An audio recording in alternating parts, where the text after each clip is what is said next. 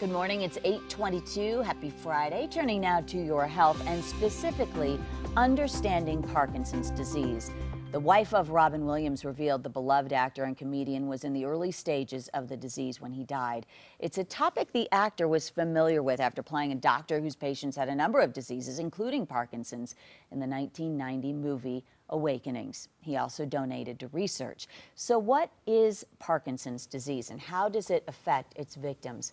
Dr. Benzi Kluger is a Parkinson's expert at the University of Colorado Hospital, and he's here to answer some of our health questions. It's good to see you. Thank you. All right, thanks for having me. We hear a lot about Parkinson's disease. We kind of know what it looks like, but what is it? Yeah, Parkinson's is a neurodegenerative disorder, and that means that it's a disorder where neurons are lost from the brain gradually. And we think that's because of a protein alpha-synuclein, which is toxic to neurons in the brain. So it's kind of along the same family of diseases like Alzheimer's disease, where there's a slow and gradual loss of neurons. So is there, there's clearly a mind-body connection there. Is it linked to depression? I mean, what kind of role could it have played here? Sure, yeah, there's a couple of ways that it could have been involved. So one, as you mentioned, so depression is actually very common in Parkinson's.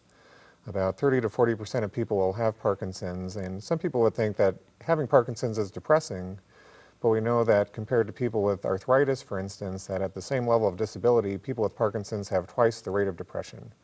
So it really has to do with how Parkinson's affects the brain in people.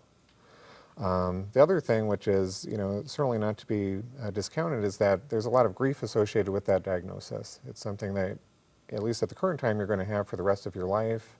And someone like Robin Williams, who depends on his voice, who depends on his facial expressions, all of these kinds of things, I mean, it would just be a great loss to have to face that. And so there's a lot of grief associated with that diagnosis. That's a good point. My aunt was diagnosed years ago, and she's tried several treatments. Where do we stand in terms of how treatable Parkinson's is and how close we may even be to a cure?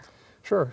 So right now we are able to do a fairly good job of treating the symptoms, and we do a much better job of treating the motor symptoms, so things like tremor, stiffness, slowness, than we are at treating non-motor symptoms, things like thinking and memory, depression, fatigue.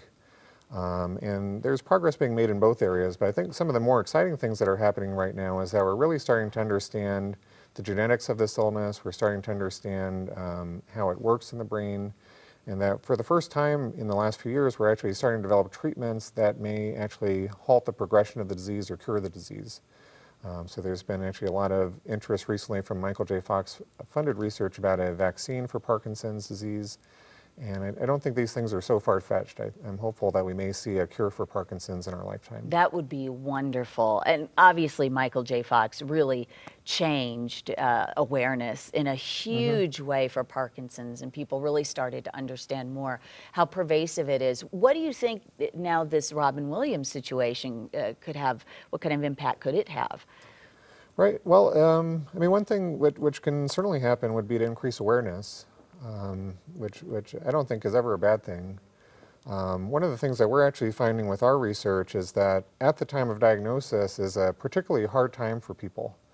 And I think patients need to be aware of it, but I also think physicians need to be aware of it. And when I've talked to patients who I've seen, a lot of times they feel like they get the diagnosis and they're just abandoned, that they have so many questions, they have such a need for education, and they're not getting it from the medical system.